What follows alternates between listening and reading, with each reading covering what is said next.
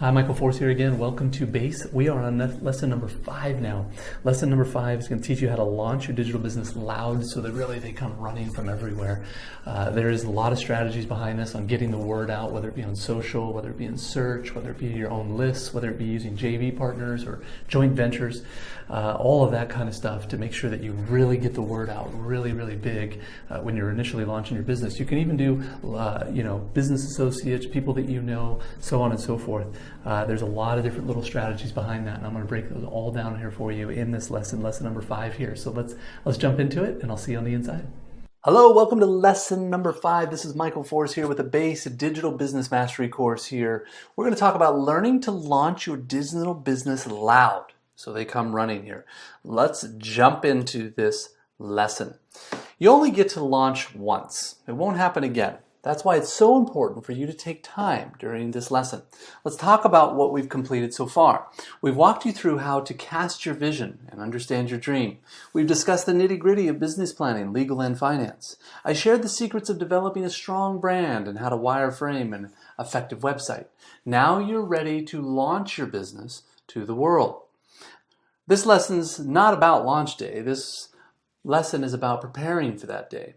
I see too many entrepreneurs spend all of their time and money on their product or service, and when it comes to launch day, they are hurried and broke. I like to start with this. An effective product launch should be a minimum of 6 days. For some, it may be as long as 6 months. Today's lesson is broken down into 2 sections. The first is the logistical and tactical preparing, developing and executing of your launch. The second is about how to think or strategize the communication behind the launch. As the great Abraham Lincoln once said, "Give me 6 hours to chop down a tree, and I'll spend the first 5 sharpening the axe." Here are 3 stages of a successful launch. Stage 1 is intricate planning. Now, I've done a number of launches over the years, and I can tell you that none of this would have worked without intricate planning. So let's start with 10 critical questions you must ask yourself before launch. I'm not going to go diving into too much detail, but like I said, to consider your answers during your planning stage. Number 1, is your product actually ready to launch? Does your product actually do what it's meant to do? The last thing you want is 200 people to buy your product and it doesn't meet the expectations of your customers. Number 2, do you have a well-equipped team in place? Evaluate your support mechanisms behind the product. Ask, do I have the marketing materials, the packaging, and back systems in order? Have I developed a plan for gathering the metrics and feedback? If you answered no to any of these questions, it's okay and you could delay your launch. Also, avoid publicly tying yourself to a specific date unless you're certain you can actually hit it. Number 3, do you really understand who your customer is? Similar to the cell phone story, you may have thought that it was the tune of $600,000, asked some strangers about the product, maybe even paid for some low market research from your local college or university. Remember, we don't know what we don't know, and launching to the wrong customer can kill your business. Number 4, do you have the right price point? More often than not, new entrepreneurs underprice their products as a reaction to their low self-confidence. But on the market, people associate a cheap price with a cheap product. An oversight on pricing, whether it's too low or too high, can hurt your launch efforts. Number 5, can you run a pre-order campaign? With the growth of crowdfunding campaigns like Kickstarter, going with a pre-order strategy can dramatically lower the risk of your launch. If so, what are going to be your incentives? Do you have the money to produce a professional video, a 5-star product photography, and a physical prototype? Number 6, is it the right timing? For example, are you launching a school product in the middle of summer or a mom product 1 month before Mother's Day? Look for strategic timing, as it'll make a huge difference in your ability to gain press from the media. Secondly, you may feel a sense of urgency to introduce your product, but rushing could spell disaster. When necessary, temporarily postponing your launch can mean the difference between failure and glowing reviews. Number 7, how are people going to hear about your launch? Are you going to get PR, support from online influencers, build a social media strategy, or buy advertising? Do you have a dog product? What dog blogs, magazines, pet events, influential pet trainers, and local stores will be promoting your product on launch week? How many people do you want to reach? We're going to be talking a lot more about marketing strategy in the next section. What's the launch goal? Have you developed an execution timeline? Don't fool yourself into writing or believing a launch can happen without a written plan with concrete ideas, deadlines, tasks, who's responsible, the expected results, and a backup plan in case plan A doesn't work. Number 10, this is less of a question and more of a demand. Plan a launch party. With all this hard work, a launch party will not only support your strategy, but become a great way to celebrate everything you've done so far. Here's your first task. Answer the 10 planning questions in this module study guide and put together your short 2 to 5 page execution timeline. Stage 2, developing. Developing the items and strategy within your execution timeline takes effort. One piece of advice I encourage you to lean on is differentiation. We've talked about this in detail in Module 3. People only notice what's different. What can you do with every element of your launch timeline to make your product appear different than everyone else's? Remember, this is how people see products today. Last year, 42,000 major products launched. That's 115 per day. The question is, can you even name one of them? American families on average repeatedly buy the same 150 items, which constitute as much as 85% of their household needs. We have to remember, it's hard to get something new on the radar, so hitting every point in your timeline with a radical differentiation is critical. Ultimately, I expect you to be so good, people can't ignore you. It's your product, website, app, book, packaging, business cards, everything so well done that complete strangers who hear about you doing your launch week will tell their friends about your product. What will they be willing to associate their name with your brand? Stage 3, launching. With all the work that's building up to launch day, it can become intimidating to actually press go. Your OCD people can find themselves pushing back the launch until you get every single element perfect. But there's a problem with this. Even the great Steve Jobs says, if you're not slightly embarrassed about your product on launch day, you've waited too long to get it out there.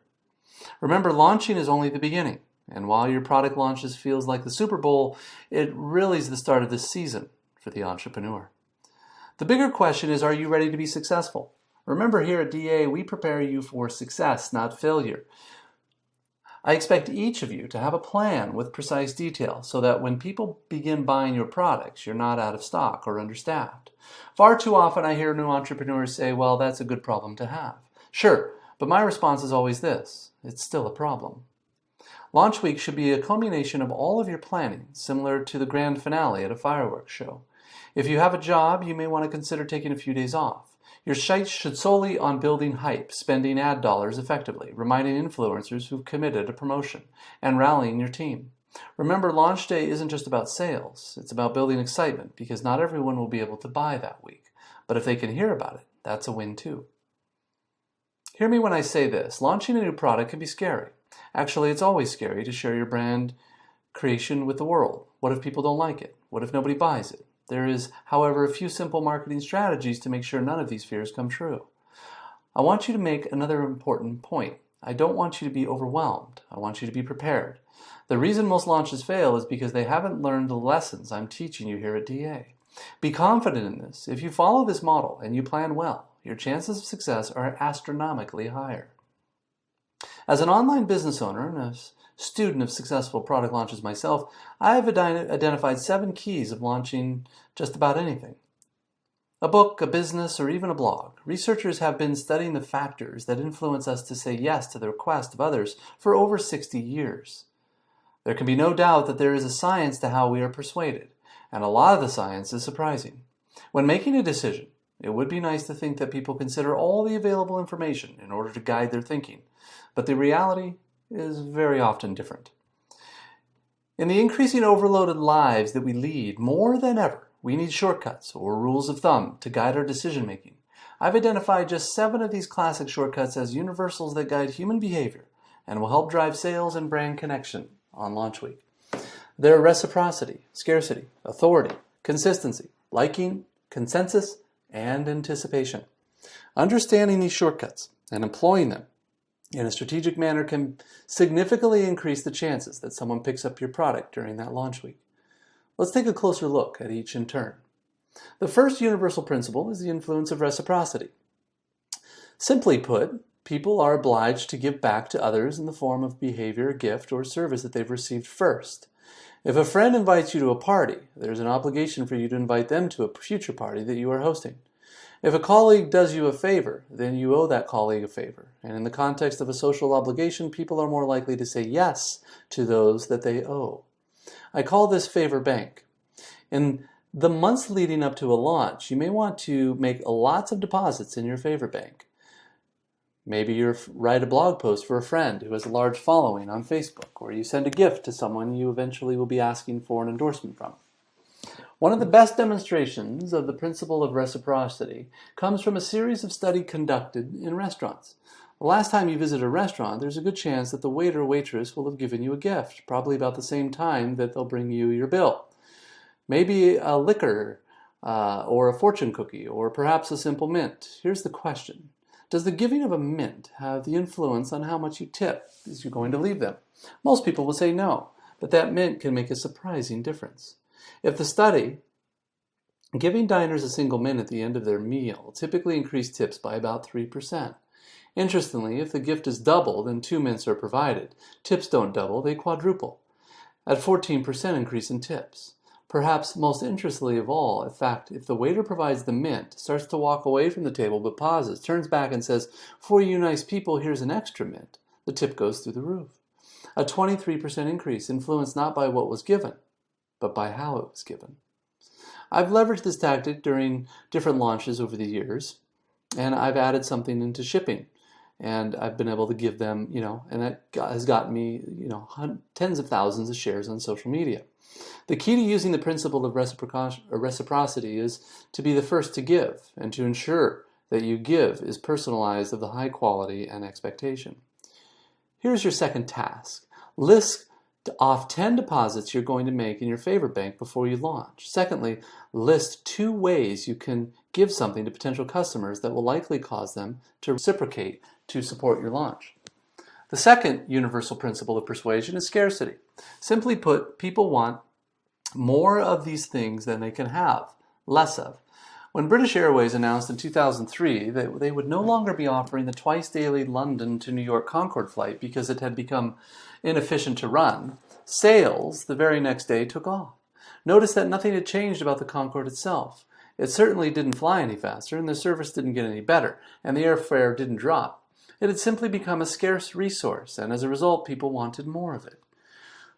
When it comes to effectively persuading others, use the scarcity principle. It's not enough to simply tell people about the benefits they'll gain if they choose your products and services. You also need to point out what is unique about your proposition and what they stand to lose if they fail to consider your proposal in time. For example, there are when you launch an online event, you can set 3 different costs. One at $79.99 and $149. It was clear that if you wanted all the information and content, you'd need to buy the largest package. But what wasn't clear was to limit the $149 package. We only had 150 spaces. So what happened? They sold out first. Secondly, you couldn't just buy tickets, you had to apply. This drove people nuts because it drove applications to the roof. We had over 600 applicants, of which 364 purchased a ticket. That's a 50% conversion rate. Since the event wasn't open to the public, the attendees felt special because they were chosen. Just another benefit of leveraging scarcity in your launch. Here's your third task. List 2 ways you can add scarcity to your product launch. Maybe a gift for the first 100 customers, or you have a limited edition signed version, or a countdown clock for registration. Our third principle of influence is the principle of authority, the idea that people follow the lead of credible, knowledgeable experts. Physical therapists, for example, are able to persuade more of their patients to comply with the recommended exercise programs if they display their medical diplomas on the wall of their consulting rooms. People are more likely to give change for a parking meter to a complete stranger if the requester wears a uniform rather than casual clothes. What the science is telling us is that it's important to signal to others what makes you credible, knowledgeable, authority before you make your influence attempt. Of course, this can present problems. You can hardly go around telling potential customers how brilliant you are, but you can certainly arrange for someone else to do it for you. Surprisingly, the science tells us that it doesn't seem to matter if the person who introduces you is not only connected to you, but is also likely to prosper from the introduction themselves. One group of real estate agents were able to increase both the number of property appraisals and the number of subsequent contracts that they wrote by arranging For the reception staff who answered customer inquiries to their mentioned colleagues' credentials and expertise. Customers interested in leasing a new property were told, "Leasing? Let me connect you with Sandra, who has over 15 years of experience leasing properties in the area." Customers who wanted more information about selling properties were told, "Oh, speak to Peter, head of our sales. He has over 20 years of experience selling properties. I'll put you through now." The impact of the expert introduction led to a 20% rise in the number of appointments and 15% rise increase in the number of signed contracts. Not bad for a small change in form of persuasion science, which is both ethical and costless to implement. I use the tactic on DA homepage and blog. You can find endorsements from prominent successful people, affirming potential customers that I could teach them on how to start a business. On the blog, you'll notice that how many people subscribe to my list, or how many people follow me on social profiles, so on and so forth. It's the visibility of authority that helps people feel comfortable and trusting when you buy a product from them. Here's your fourth task. List 3 ways you can show authority during your launch. List a deadline and a next step required to put authority presence into action. The next principle is consistency. People like to be consistent with the things they have previously said or done. Consistency is activated by looking for and asking for initial commitments that can be made. In one of the famous studies, researchers found, rather unsurprisingly, that very few people would be willing to erect an unsightly wooden board on their front lawn to support a Drive Safely campaign in their neighborhood. However, in a similarly neighborhood close by, 4 times as many homeowners indicated that they would be willing to erect this unsightly billboard. Why? Because 10 days previously they had agreed to place a small postcard in the front window of their home to signal their support for Drive Safely campaign. That small card was an initial commitment that led them up a 400% increase in a much bigger, but still consistent change. When seeking to influence using the consistency principle, the detective of influence looks for voluntary, active, and public commitments, and ideally gets these commitments in writing. For example, I'm considering launching a free course called the 7 Days to Startup, where users have to apply and sign a written commitment to launch your dream. I would send them a daily email with a short video and some important questions, and on the last day, I would push them towards enrollment at DA. With this strategy, I primed the buying and offered them something consistent with something they're already committed to. Here's your 5th task. To find one free or cheap pre-product commitment you can produce that will naturally lead customers toward your main product or service for launch. The 5th principle is the principle of liking. People prefer to say yes to those they like. What causes one person to like another one? Persuasion science tells us that there is 3 important factors. We like people who are similar to us. We like people who pay us compliments. And we like people who cooperate with us towards mutual goals. As more and more of the interactions that we have are taking place online, it might be worth asking whether these factors can be employed effectively in online negotiations. In a series of negotiation studies carried out between MBA students at 2 well-known business schools, some groups were told time is money. Get straight down to business. This group, around 55%, were able to come to an agreement. A second group, however, were told before you begin negotiating, exchange some personal information with each other. Identify similarities you share in common, and then begin negotiating. In this group, 90% of them were able to come to successful agreeable outcomes that were typically worth 18% more to both parties. To harness this power principle of liking, be sure to look for areas of similarity you share with others and genuine compliments you can give before you get down to business. For your launch, spend time taking personal life and details with those who will be supporting you. This could be endorsements, press opportunities, influencers, bloggers, store owners, your salespeople, or your launch team. The power of your team is so much greater if they like you too. Your next task, list 5 ways you can show people involved in your launch that you like them and that your relationship with them is deeper than this launch. The 6th principle is consensus. Especially when people are uncertain, people will look to the actions and behaviors of others to determine their own. You may have noticed that hotels often place a small card in the bathrooms that attempt to persuade guests to reuse their towels and linens. Most do this by drawing the guest's attention to the benefits that reuse can have on environmental protection. It turns out that this is a pretty effective strategy, leading around 35% compliance. But could there be even a more effective way?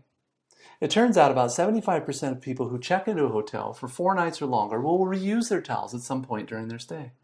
What would happen if you took a lesson from this principle of consensus and simply included that information on the card that said 75% of our guests reuse their towels at some point during their stay? So please do so as well. It turns out that when a hotel does this, towel reuse rises by 26%. Now imagine the next time you stay in a hotel, you saw one of these signs. You picked it up and you read the following message. 75% of the people who have stayed in this room have reused their hotel towel. What do you think? Like most people, you'd probably guess that this sign has no influence on your behavior whatsoever. But it turns out that changing just a few words on a sign to honestly point out what's comparable previous guests have done was the single most effective message, leading to a 33% increase in reuse. The science is telling us that rather than relying on our own ability to persuade others, we can point to what others are already doing. You'll notice I leveraged consensus in the DA group by asking some of the members what they thought of a certain module and receiving positive responses from many individuals, and are encouraged to keep their membership active. On other online interviews, I may share our total membership numbers by saying we have 300 members chasing, their dreams here at DA right now.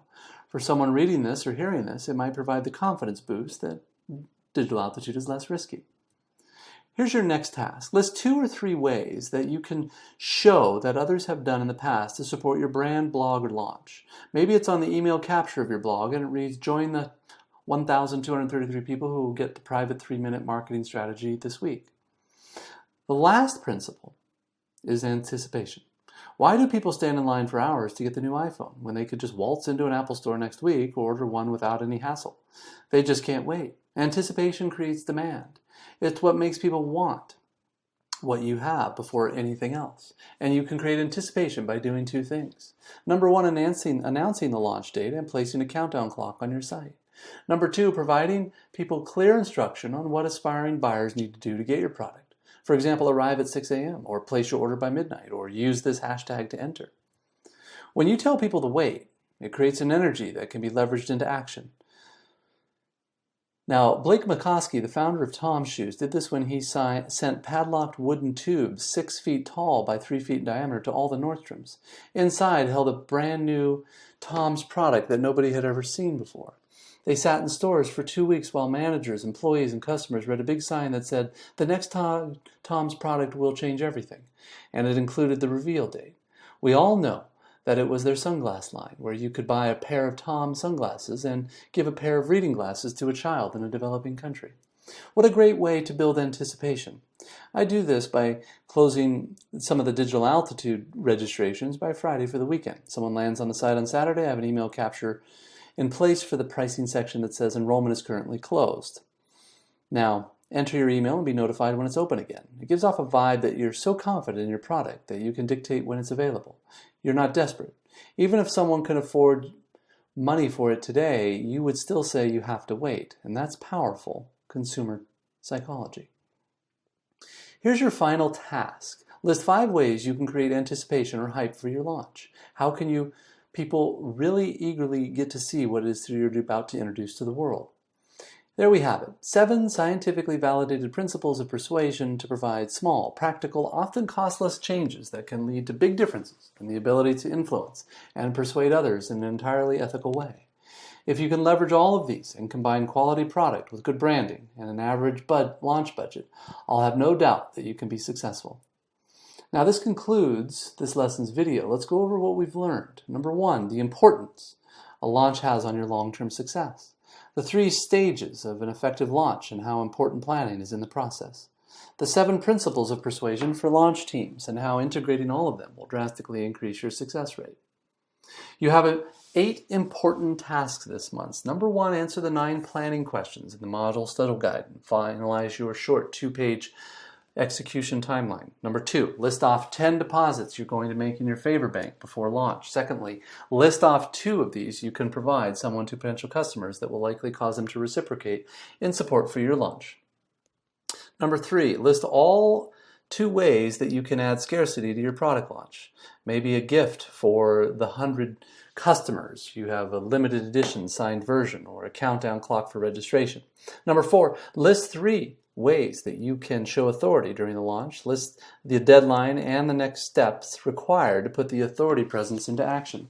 Number 5, define one free or cheap product commitment you can produce and will naturally lead customers toward your main product or service. Number 6, list 5 ways you can show people involved in your launch that you like them and your relationship with them is deeper than this launch. Number 7, list 2 to 3 ways you can show what others have done in the past to support your brand, blog, or launch. Number 8, list 5 ways you can create anticipation or for hype for your launch. How you can get people really eager to see what you're about to introduce to the world. Next, finish the lesson. You'll want to read this month's short PDF pack, then complete the study guide and check the list. You shouldn't take longer than 90 minutes. Also pick up a copy of this month's recommended reading, audio and/or print, before moving on to the next module. Lastly, the next module is all about social media to leverage the social sphere to build a platform brand and drive sales. Here's a sneak peek into what we're going to be learning. Number 1, the secret setup of engaging social profiles. Number 2, how to manage multiple profiles well. Number 3, how to boost engagement that makes people feel close to you. Number 4, how to set up a healthy content schedule. Thanks for joining me today. I'm praying that your launch goes off just like a rocket ship. And remember the power of community. The Facebook group is waiting for your questions and your feedback. You just need to dive in. I'll leave you with this quote. Good things may come to those who wait, but only what's left for those who hustle. I'll see you in the next session.